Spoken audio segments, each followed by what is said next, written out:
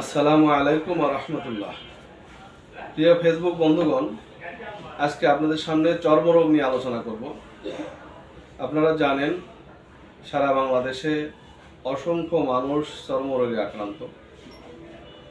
অসংখ্য মানুষ দাউদ, একজিমা, বিখাউজ, এমনকি সারা দেশে ফুসপাসরা নিয়ে আক্রান্ত হয়ে আছেন। বিভিন্ন ধরনের চিকিৎসা নিচ্ছেন, এলোপ্যাথি চিকিৎসা নিচ্ছেন, অ্যান্টিবায়োটিক খাচ্ছেন, ইঞ্জেকশন নিচ্ছেন, মলম ব্যবহার করছেন, এমনকি দামি দামি সাবান ব্যবহার করছেন, কোনো প্রতিকার আসছে না। আবার হোমিওপ্যাথি ডাক্তারের কাছে যাচ্ছেন, সেখানে ঔষধের কথা পাশাপাশি মলম দিচ্ছে।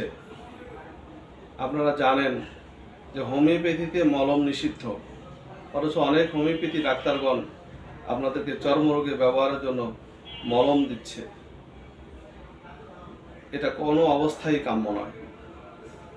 হোমিওপ্যাথি চিকিৎসায় চর্মরোগ ভালো হয়, এতে কোনো সন্দেহ নেই।